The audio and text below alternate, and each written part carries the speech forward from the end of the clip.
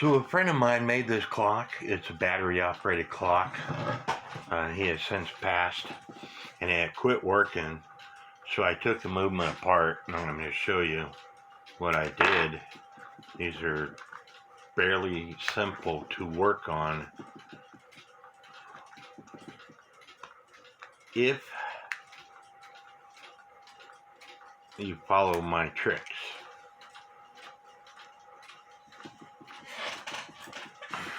There's two tabs on this movement that you got to press, and then there's a tab in the back here that you have to press down to open up the back cover here. And I'm going to show you what was going on. This, which is the minute arbor, when it sat down, it was on top of this gear, so it wasn't all the way on.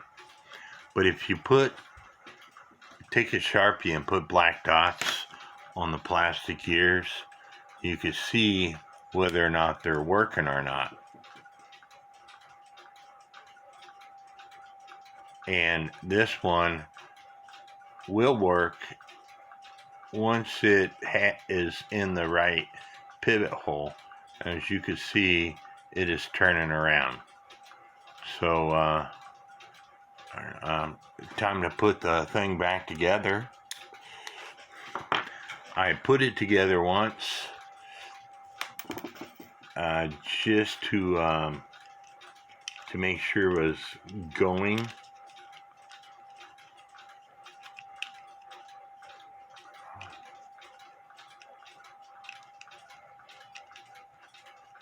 Trying to do this over the camera.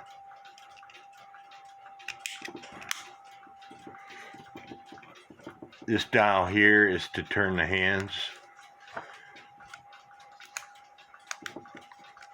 Like I said, I put it together once just to make sure it was going on, but I didn't put it all the way together. What I did was put the battery in.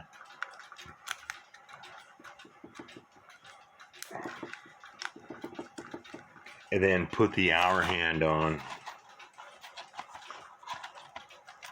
along with the nut. And I just set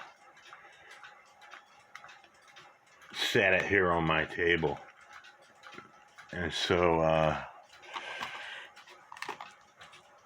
I know it works. So I'm going to put this thing back together. And it's simple to put back together.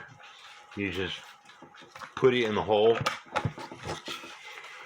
And then there was this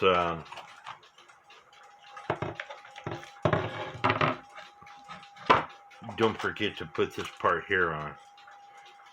And actually the rubber washer goes down, and then this part goes down, because that's why it hangs it on the wall. And you want to make sure that you put it on right so you can hang it on the wall. And then this big nut right here goes on. That's what holds the movement onto the housing. And you want to make sure that when you tighten it up, that the part in the back is straight up and down with the 12.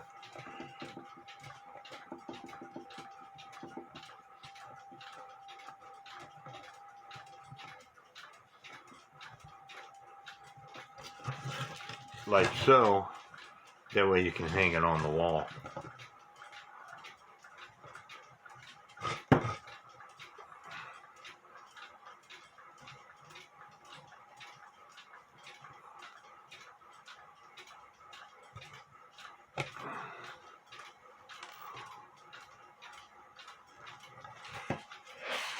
You might need a pair of pliers to finish tightening it up.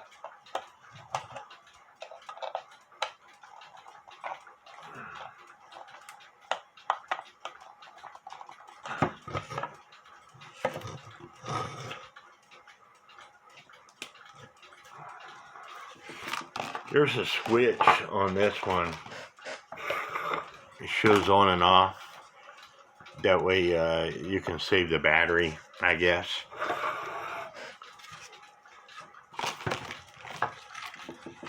Now put the hour hand on.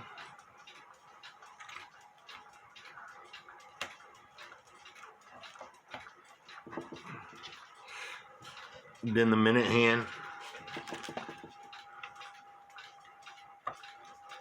And then the nut for the minute hand.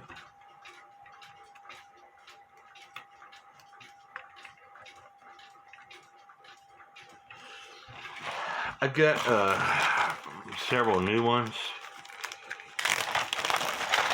but what you want to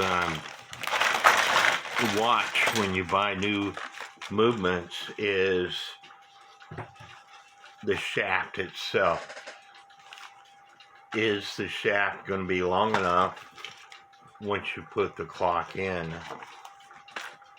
In this case, the shaft on these movements would be long enough, but in other cases they're not long enough. So you want to make sure that the shaft and the diameter of the movement itself, the shape of the movement, it might not fit into your housing of your clock.